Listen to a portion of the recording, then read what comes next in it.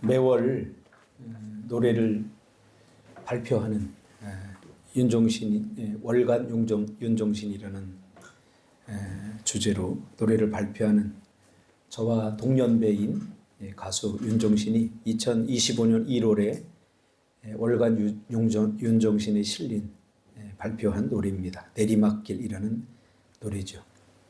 이 노래는 2012년 6월에 발표된 오르막길의 후속작이기도 합니다. 우리 오르막길 여러분 제가 언젠가 한번 여러분에게 들려드렸죠. 이제부터 웃음기 사라질 거야. 가파른 이 길을 좀 봐. 이렇게 시작되는 글에 오르기 전에 미소를 기억해 두자. 오랫동안 못 볼지 몰라.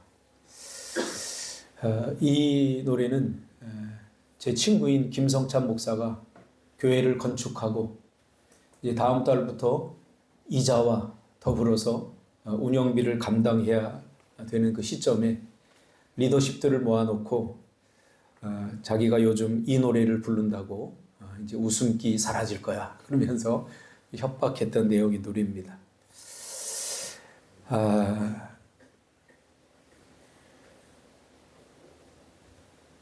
그렇죠? 가파른 이 길을 좀 봐. 그래 오르기 전에 미소를 기억해 두자. 오랫동안 못 볼 줄 몰라. 라는 가사로 시작되는 이 오르막길 역시 인생의 오르막길을 오르는 것에 힘겨움 가사에서도 나오지만 거칠게 내쉬는 숨이 우리의 유일한 대화일지 몰라 라는 고통과 아픔에 대해서 다루었다면 이 내리막길은 인생의 정점을 지나서 하강하는 시기를 노래하고 있습니다. 근데 중요한 것은 우리네 인생길도 오르막과 내리막이 교차적으로 일어난다는 사실입니다. 우리는 세상 사람들처럼 이렇게 크로노스적인 연대기적 삶을 사는 것이 아니라 크로노스와 더불어서 카이로스적 삶을 살지 않습니까? 그러니까 뭐 나이가 들어서 뭐 꼭 50대가 지나고 60대가 되어서 인생이 하강하는 것 그것만 생각하면 세상 사람들처럼 그것만 생각하면 참 인생이 허무하기도 하고 참 공허하기도 하고 뭐 올라가 보니까 뭐 별로 높이 올라가 보지도 못하고 내 인생이 이렇게 끝나나 뭐 별 생각이 다 들 겁니다. 그러나 이 오늘 제가 다루고 싶은 내용은 이 크로노스적인 연대기적 삶보다는 이것과 더불어서 카이로스적인 삶, 우리 인생의 교차적으로 일어나는 오르막과 내리막에 대해서 한번 다루려고 합니다. 여러분은 지금 오르막을 오르고 계시나요? 아니면 인생의 내리막길을 걷고 계시나요? 오르막은 참 힘겹고 벅찬 길이죠. 저도 오르막을 올라와서 알아요. 오르막을 힘겹게 오르고 나면 그 위에 뭐가 있을까 하지만 우리 꽃들에게 희망을이라는 책에서 보여주듯이 아무것도 없는 거예요, 위에. 근데 우리는 그걸 그냥 이렇게 경쟁하면서 뭐 이렇게 화장실 2개짜리, 3개짜리 돈 뭐 조금 더 모으려고 이렇게 하다가 꼭대기에 올라가 보니까 아무것도 없는 거예요. 그러니까 뭐라고 그래요? 이게 뭐야? 그러니까 옆에 있는 나비, 그 군뱅이들이 그러잖아요. 야, 조용히 해. 지금 밑에서 올라오는 군뱅이들이 듣잖아. 들을 수 있어. 그러는 거예요.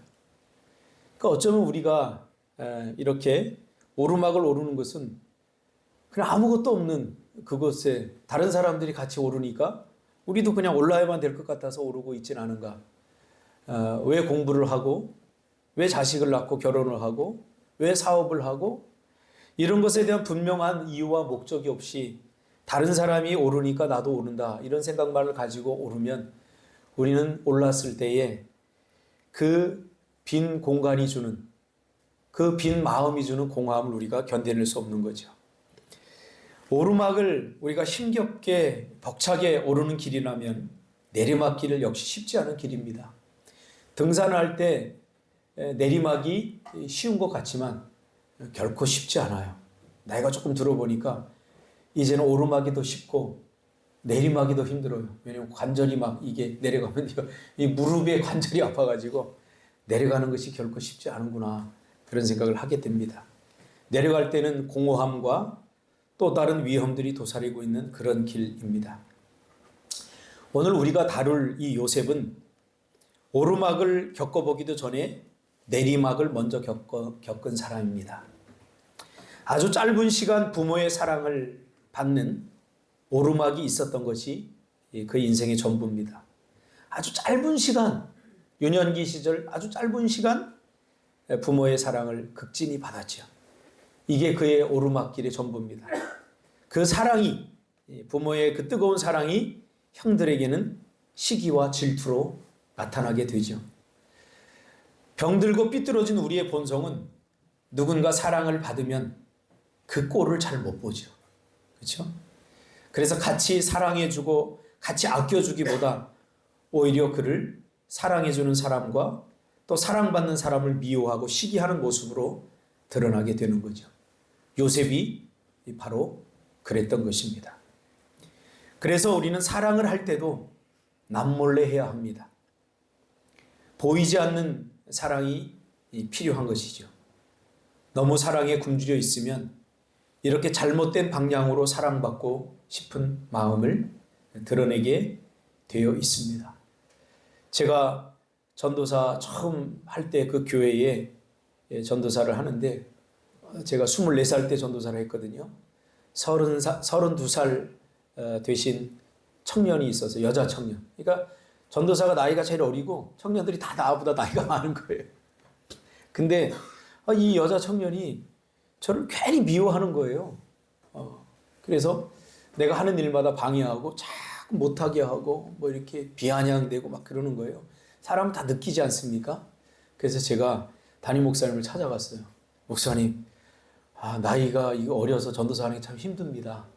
저 전도사 좀 보류하고 나이가 조금 들면 임명해 주세요.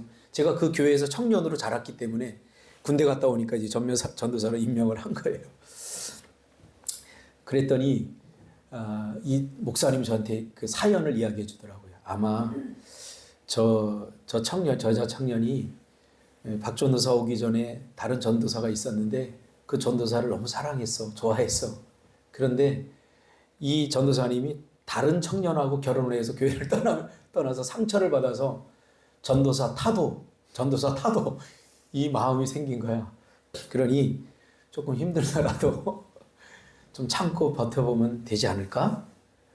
그러더라고요. 그런데도 이게 참아내기가 쉽지 않아요. 그래서 기도하다 하나님이 좋은 인사이트를 주셨어요. 저 결혼시켜 내보내라. 그래서 제가 맞선을 보게 했어요. 아주 괜찮은 분을 제가 소개를 해줬어요.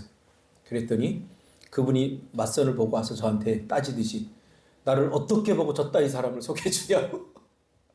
그러면서 저에게 막 질책을 하는데 야, 이게 사람의 뜻대로 되지 않는구나. 그런 생각을 하면서 여러분 사랑하는 것도 몰래 해야 됩니다. 우리 자녀들도 마찬가지예요. 자녀들도 있지만 자녀들도 사랑하는데 똑같이 부모가 사랑한다고 하지만 자녀들의 눈에는 누가 더 엄마가 더 사랑하는 것 같고 아빠가 누구를 더 사랑하는 것 같이 그렇게 느껴질 때가 있어요. 그러니 사랑을 할 때도 남몰래 해야 됩니다. 지금 이니가 쳐다보잖아요, 아빠를. 아빠는 수연이를 더 사랑하는 것 같아. 그런 눈으로 아마 째려보는 것 같아요. 이게 남몰래 사랑이 돼, 남몰래. 이 요셉은 아마 그래서 형들에게 미움을 받게 되죠. 그래서 형들은 들에서 양을 치다가 자신들을 찾아오는 요셉을 죽일 계획을 세웁니다. 그게 창세기 37장 18절에 나오죠. 요셉이 그들에게 가까이 오기 전에 그들이 요셉을 멀리서 보고 죽이기를 꾀하여 생각해보라. 죽이고 싶을 정도로 미웠다는 거예요. 생각해보세요. 같은 형제와 같이 피를 나는 사람인데도 죽이고 싶을 정도로 미웠다는 거예요. 여러분 이게 무서운 거예요. 시기와 질투라는 게. 시기와 질투는 혈육을 따지지 않아요. 형제간에도 조심해야 돼요. 보이지 않게 사랑해야 돼요, 부모들. 누가 누구를 죽이려고 합니까? 형들이 동생이 없었으면 좋겠다. 그렇게 된 거죠. 그러니까 하루아침에 만들어진 분노가 아니에요. 하루아침에 생긴 시기가 아니에요. 동생이 저거 없어졌으면 좋겠다. 부모가 저기만 생각하니까 그렇게 된 거죠. 그래서 20절에 뭐라고 합니까? 자, 그를 죽여 한 구덩이에 던지고 우리가 말하기를 악한 짐승이 그를 잡아먹었다 하자. 그의 꿈이 어떻게 되는지를 우리가 볼 것이니라 하는지라. 그러니까 요셉이 내리막길을 갈 수밖에 없었던 것은 여러 가지 상황이 종합적으로 이렇게 짬뽕이 돼서 드러나는 거죠. 그 중에 하나가 뭐냐면 요셉이 꾸었던 꿈 때문에 그런 거예요.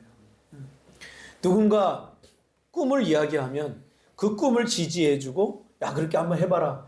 그렇게 하는 사람들 많지 않아요. 저도 그랬어요.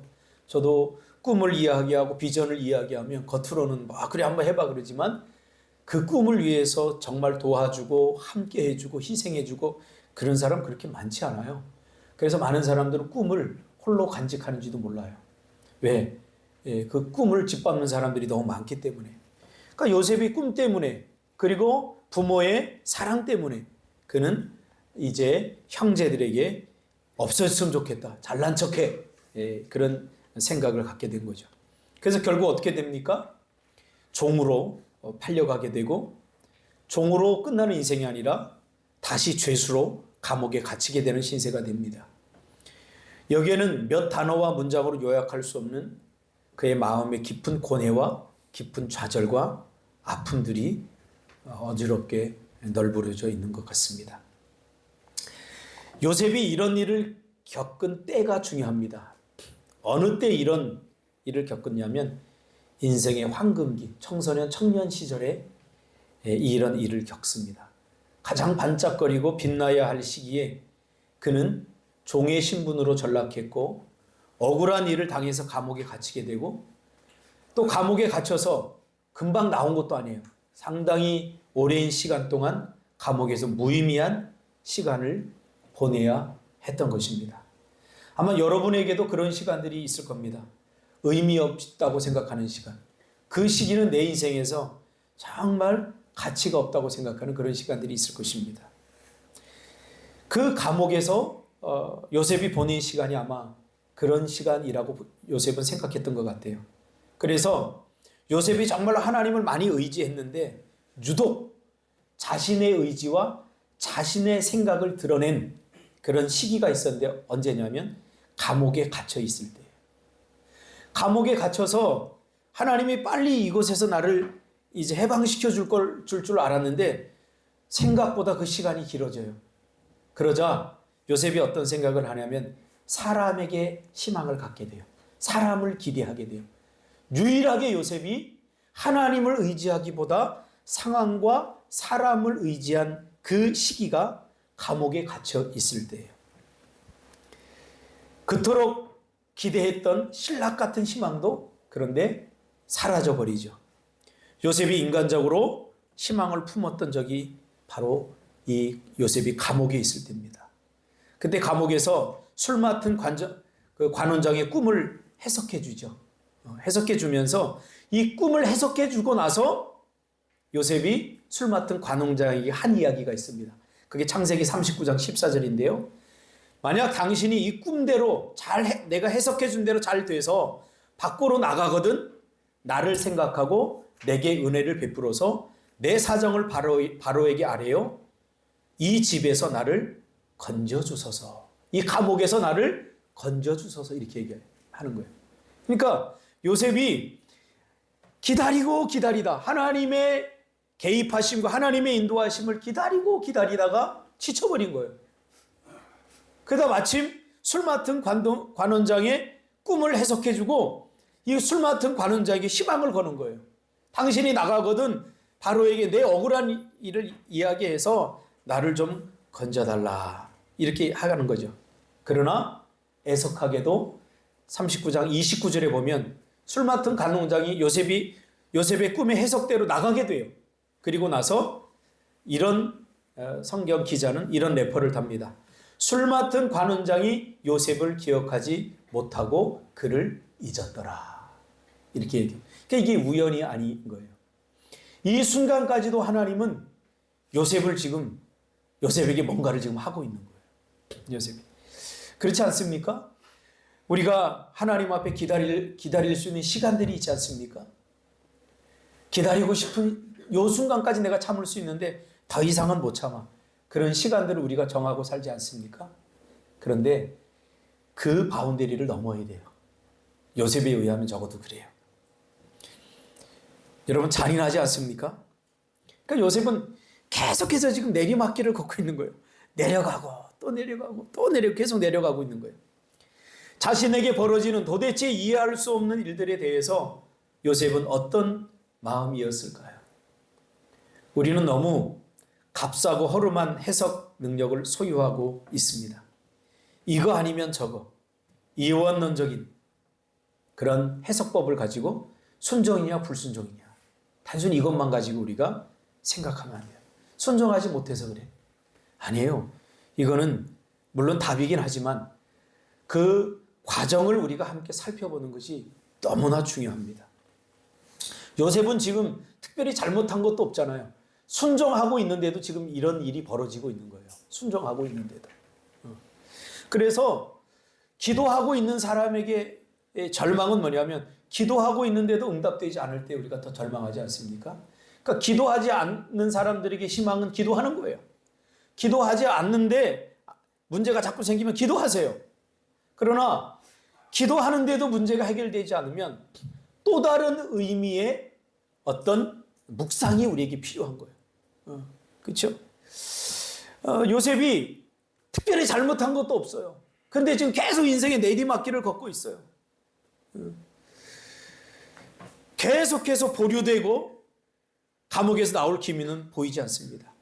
계속해서 하나님은 요셉이 더 인내하고 기다려야 된다는 것을 우리가 보이지 않아도 알 수 있는 순간이 아닙니까? 진짜 이때 우리의 진짜 모습이 드러나는 시기이기도 합니다. 내리막길을 걷고 더 이상 내려갈 것이 없는 그 밑바닥까지 이렇게 내려가 보고 내가 정해놓은 마감 기간이 다 지나고 에이 하나님이 나를 도와주지 않네? 여기서 끝인 것 같아. 이제 그 순간에도 우리가 그 순간에 진짜 우리의 모습이 드러나는 거죠. 잘 될 때, 일이 형통할 때, 내 기도 응답대로 잘 될 때, 그때 누가 하나님을 찬양하지 못하겠습니까? 그때 우리가 하나님을 더 친밀하게 만나지 못할 이유가 뭐가 있겠습니까? 그러나 우리는 이제 신앙생활 10년, 20년 이 정도 해보면 이렇게 얕은 물에서만 하나님을 만나는 우리가 되지 않고 이제 더 깊은 물에서 만나기를 하나님 원하시는 거예요. 왜 이런 일이 일어날까요? 하나님이 우리에게 더 깊은 신앙을 요구하시기 때문에 이런 일이 일어나는 거예요. 하나님은 우리에게 깊은 신앙을 요구하십니다. 깊어지기 위해서 반드시 필요한 것이 바로 오랜 시간을 참아내고 이런 고난과 어려움의 오랜 시간을 겪어내는 것입니다. 그러나 쉬지 말고 서두르지도 않는 그런 걸음걸이를 우리가 연습해야 하는 것입니다. 은혜는 제 경험에 의하면 폭포수처럼 내리기도 합니다. 제가 주님을 처음 만났을 때 하나님의 은혜가 폭포수처럼 내렸어요. 정말로 기도가 응답 안 되는 게 없고요.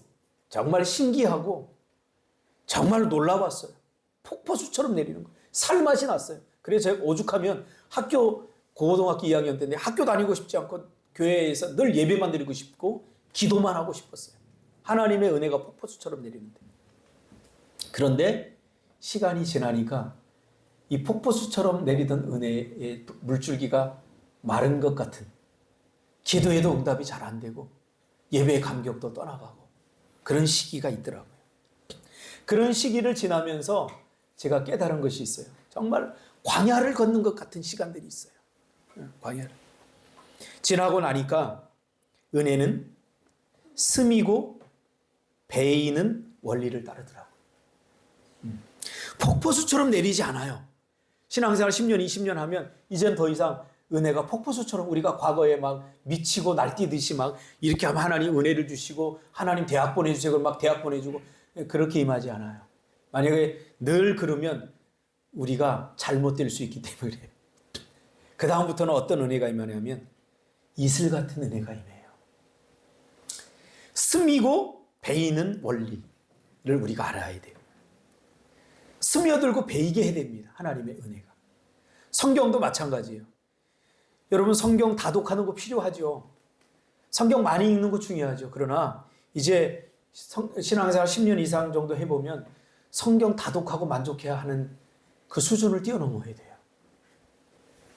10번 읽어서 우리가 성경 1년에 10번 읽어서 변화된 게 뭔데요? 내 마음의 변화를 이루어낸 게 뭔데요?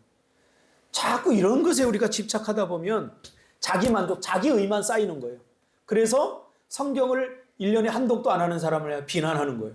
왜? 자기 의가 쌓이니까. 여러분 새벽 기도도 그 나오는 거 뭐 특별한 의미를 부여하지 마세요. 그냥 기도하는 거예요. 새벽 기도 나오면 새벽 기도 안 나오는 사람들 정지하려고 새벽 기도 나오는 거 아니에요. 그 뭔가 달라야 되잖아요. 기도 더 많이 하는 거 그거 너무 뭐 주장하지 마세요. 그거 우리가 어떻게 드러나야 되는 삶으로 드러나야 돼요. 그래서 내가 저 사람보다 더 많이 기도해서 나는 얼마나 많이 참고 얼마나 많이 인내하고 얼마나 많이 내가 받은 은혜를 나누고 내가 공동체 이웃에게 얼마나 많이 베풀고 살아가느냐 이렇게 드러나야 되는 거죠. 이게 깊어져야 가능한 거예요. 깊어져야. 그래서 성경을 읽는 것도 마찬가지고 성경을 읽으면서 우리는 한 단어 한 문장 가지고 질문하고 묵상하고 시간을 들여서 내 영에 내 마음에 배이게 하고 스며들게 해야 됩니다. 장마철에 오는 비는 다 쓸려 내려가서 바다로 갑니다.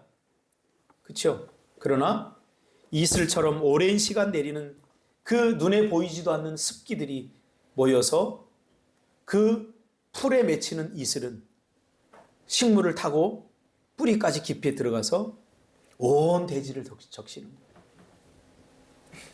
이스라엘의 그 팔레스타인 땅들이 온통 사막이지 않습니까? 근데 사막에도 꽃이 피더라고요. 제가 가봤어요. 사막에 식물이 자라더라고요. 그 어떻게 해서 저게 자랄까? 그러니까 밑에서 올라오는 물줄기가 없는데도 자라는 이유는 이게 사막에는 온도차가 있기 때문에 그 온도차가 만들어낸 그 습기가 물방울을 만들어내고 그 물방울이 식물 위에 그 여리여리한 잡초 위에 떨어지면서 그걸 타고 뿌리까지 내려가는 원리를 따르더라고요. 그래서 사막에 꽃이 피고 식물이 자라는 거예요. 그래서 신앙생활은 조급해서는 안 됩니다. 자녀를 양육하는 것도 그렇고요. 우리가 뭔가를 일을 해 나가는 것도 우리의 관계도 마찬가지입니다. 제가 우리 교회에 오면 교회가 작기 때문에 열심히 있던 우리 한국교회 성도들이 와서 목사님 왜 그렇게 이것도 조직하고 이런 일도 하고 이렇게 해야지 부흥하고 사람들도 많이 늘어나요.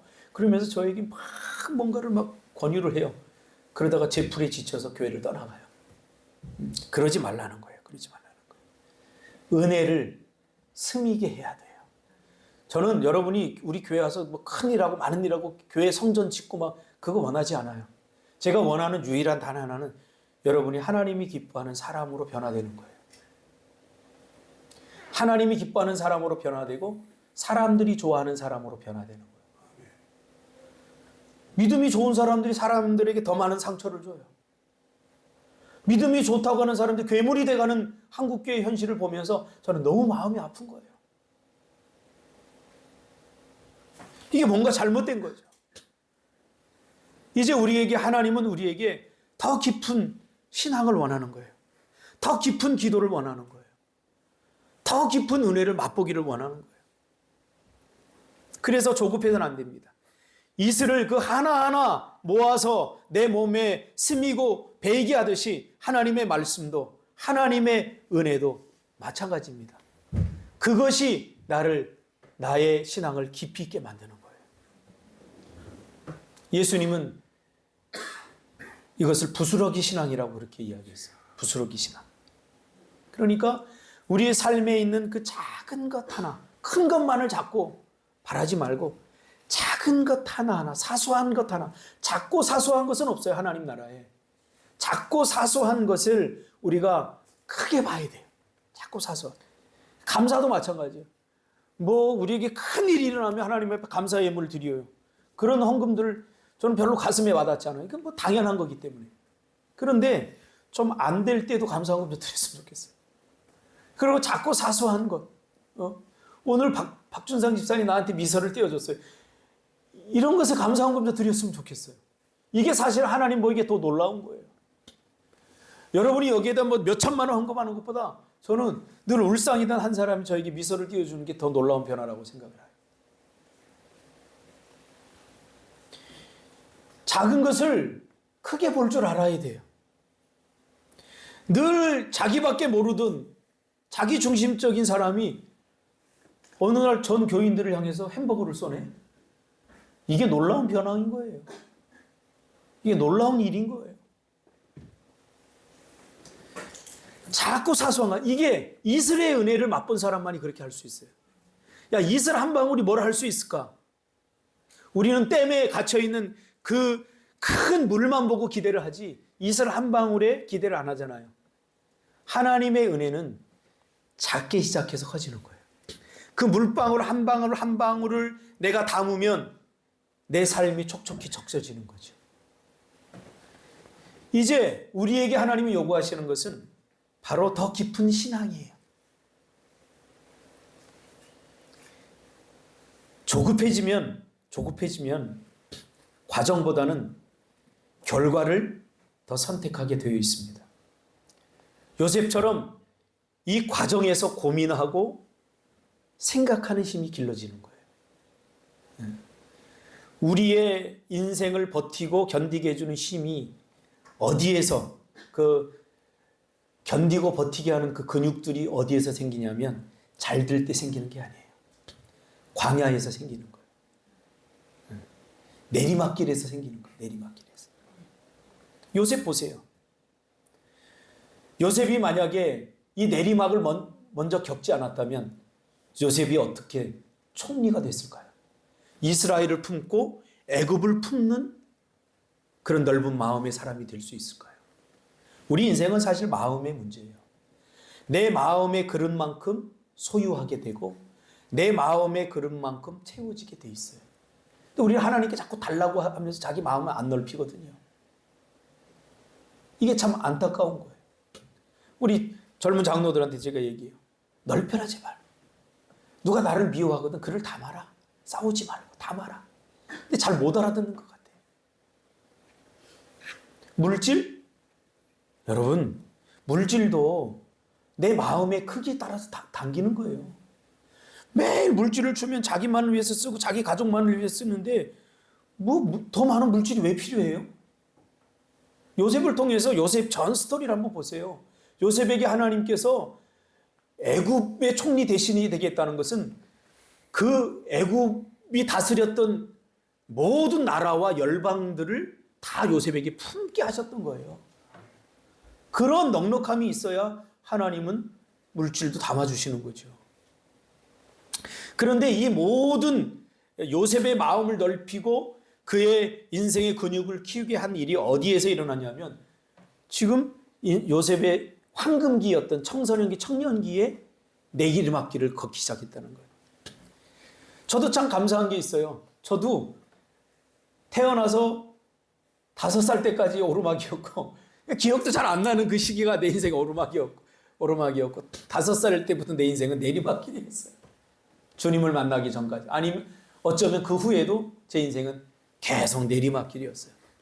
다른 친구들이 대학을 가려고 막 애쓸 때 저는 장학금을 받는 대학을 알아봐야 되는. 왜? 뭐 등록금을 내줄 만한 형편이 아니었기 때문에 내리막길이었어요. 근데 돌아보니 그 내리막길을 걸으면서 내 생각이 더 깊어지고 보지 못하던 것들을 보게 되고 아프고 고통스러운 사람들의 마음을 제가 담게 되었다는 거예요. 내리막길을 걸을 때 생각이 깊지 못한 사람은 그냥 포기하고 끝이라고 생각합니다.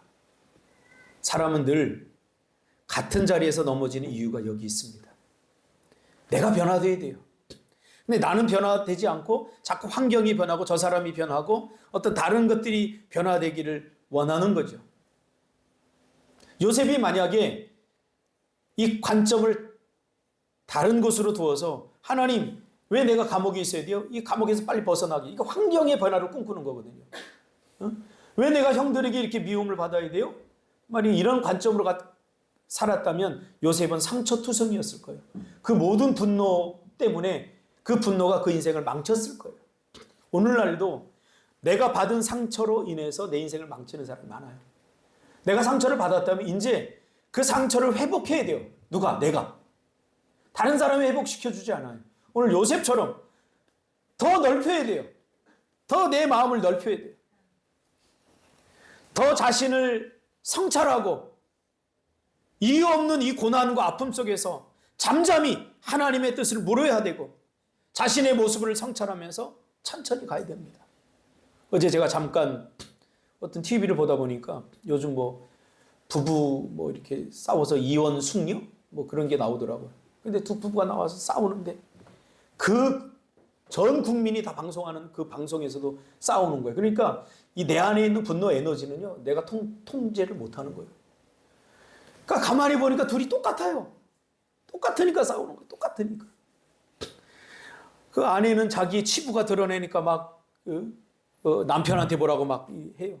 그러니까 남편은 나도 창피당했는데 너도 창피당해야지 막 이렇게 얘기를 하는 거예요. 그걸 보면서 제가 이 자아 성찰이 굉장히 중요하구나. 오늘날 이 시대를 살아가는 사람들은 자아 성찰을 하는데 굉장히 빈약하구나. 타인의 허물은 보면서 자신의 허물은 잘 못 봐요.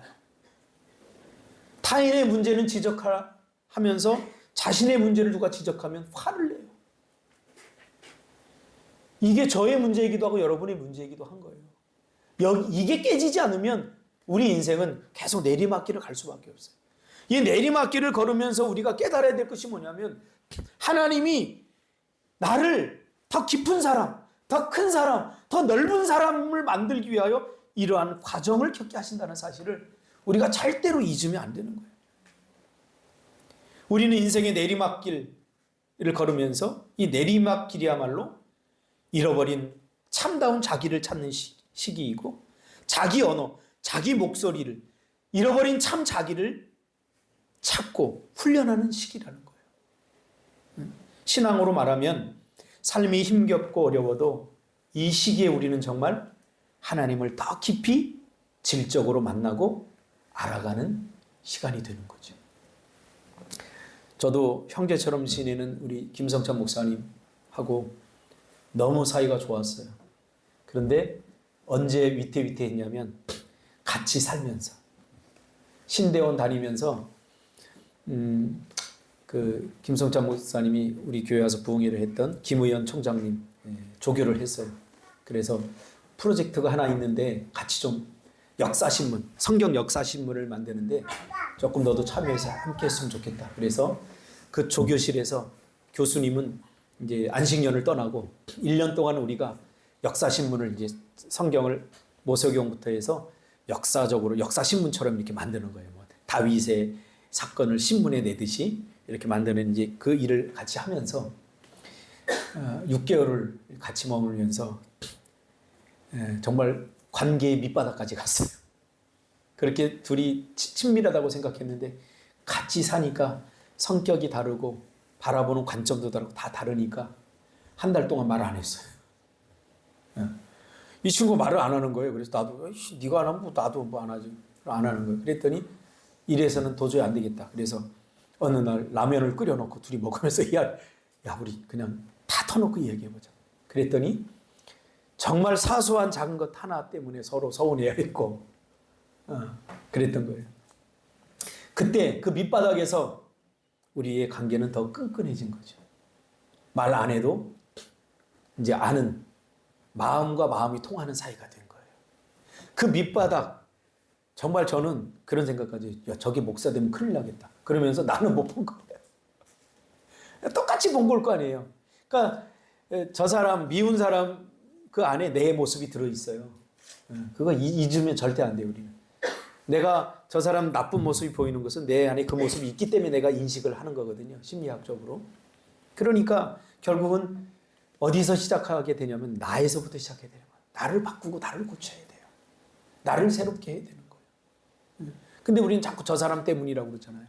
그러니까 자꾸 수평선을 걷는 거예요.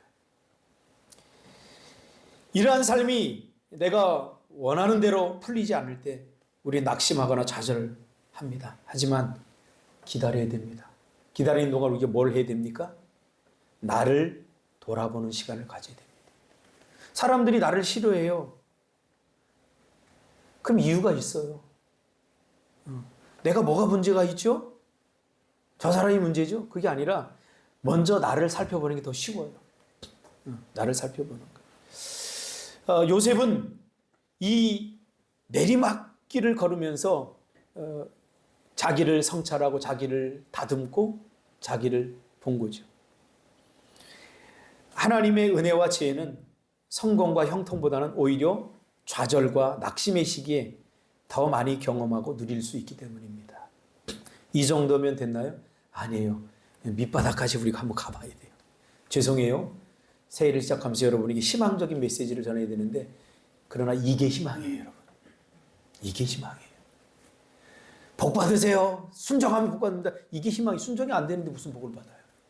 그러니까 왜 순종이 안 돼요? 내 안에 이 옹졸한 마음들, 이 상처난 마음들, 이 변화되지 않는 마음들, 여기에 하나님의 은혜가 내리면 어떻게 될까요?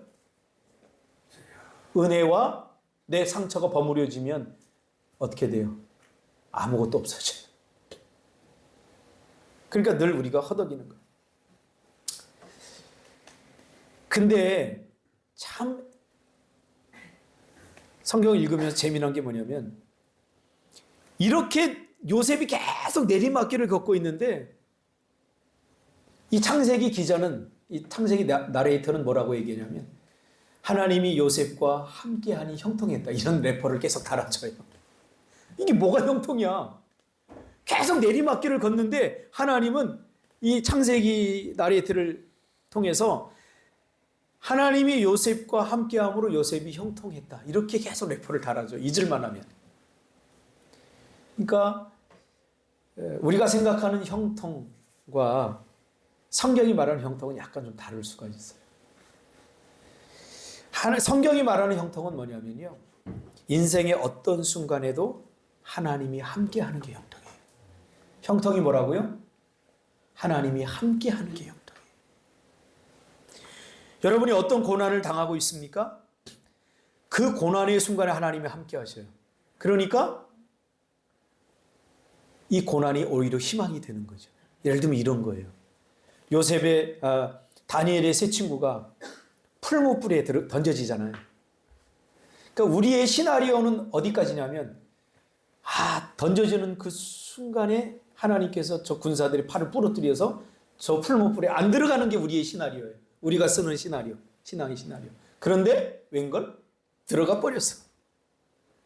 들어갔는데 어떻게 됐어요? 타지 않는 거야. 왜 타지 않을까요? 하나님이 함께 하시니까. 여러분이 지금 상상력이 부족하니까 제가 한번 해드릴게요. 하나님께서 이 1000도의 불에 견딜 수 있는 쇠 캡슐을 만들어서 그들을 그 안에 집어넣은 거예요. 응? 여러분 바닷가에 들어가는 걸 두려워해요. 그러나 잠수함이라는 하나님의 보호 안에 잠수함에 들어가면 바닷속도 두렵지 않잖아요. 여러분의 상상력이 부족하니까 제가 조금 상상을 해서 한번 이야기를 해본 거예요. 그러나 이건 상상이 아니에요. 우리가 두려워해야 될 것은 뭐냐면 하나님이 나와 함께하지 않는구나. 이걸 두려워해야 되는 거예요. 나에게 어떤 고난이 왔느냐, 어떤 문제가 있느냐, 저 불이 몇 천도의 불이냐, 그걸 두려워할 게 아니라 그 뜨거운 풀무불 가운데도 하나님이 함께하면 내가 타지 않는다는 사실에 대한 믿음, 이게 우리에게 필요한 거라는 거예요. 여러분을 힘들게 하는 건 바로 그거예요. 그거에 대한, 지금 고난 때문에 여러분이 힘들어하는 줄 아세요? 아니에요. 한번 짚어보세요. 여러분이 지금 이런 관계적 갈등 때문에 지금 힘들어하는 줄 아세요? 그 번지수를 잘못 짚은 거예요. 그 고난을 통해서 내가 바꿔야 되고 변화될 부분을 빨리 찾아내야 돼요. 그렇지 않으면 우리는 계속 내리막길을 내려가요. 계속 내려가요. 그 고난 가운데 요셉은 믿음의 근육을 키웠어요. 하나님을 더 깊게 신뢰하게 된 거죠. 그렇죠? 아주 가장 밑바닥까지 내려갔어요. 그래서 저는 가끔 청소년들이 그런 얘기 했어요. 잔인하지만 너 아직도 멀었다. 더 부서져야 돼. 막 그런 얘기를 했어요. 아, 이런 설교를 할 때는 너무 마음이 통쾌했어요. 근데 어른들은 시험 드니까 못해요. 맞아요. 이왕 그러다 완전히 부서지는 게 나아요. 하나님은요, 뭐 이렇게 하나 펑크 나면 고기만 떼우는 미봉책적 은혜를 주지 않아요. 그렇다면 하나님께 십자가를 통해서 예수 그리스도 우리에게 보내주시지 않았을 거예요. 하나님은 완전히 새로운 나를 만들기를 원해요. 이전과는 완전히 다른 나의 모습. 이전 것은 지나갔으니 보라 새 것이 되었다고 선언한 이 새 것은 내가 있고 그 안에 겉만 덧칠된 그런 새로운 모습이 아니라 내 내면과 내 마음 중심까지 완전히 새로워진 나를 하나님께서 원하시는 거죠. 성공은 결과가 아니라 과정이며 이런 힘겨운 시간을 버티는 힘이 바로 성공입니다. 그렇죠? 그래서 제가 얘기했잖아요. 저번 주에도 얘기했잖아요. 밑바닥에 내려가 봐. 괜찮아. 나 밑바닥인데 괜찮아. 밑바닥에서 웃을 수 있는 사람이 진정한 성공자예요. 왜? 견뎌낼 수 있는 든든한 믿음의 근육이 있기 때문에. 그렇죠? 우리 젊은 장로들에게 제가 얘기해요. 믿음 생활하면서 얼마나 외롭겠어요. 제가 그래요. 술도 먹지 말라고 그러죠. 주일 성수해야 된다고 그러죠. 무슨 일이 있어도 주일 예배는 꼭 드리고 이 구정 때도 가야 된다고 그러죠. 그러니까 얼마나 이게 올무처럼 느껴지겠어요. 근데 하나님의 뜻이 있어요. 믿음으로 이렇게 살아도 충분히 행복하다라고 하는 것을 보여주기 위해서. 요셉은 감옥에서도 괜찮아.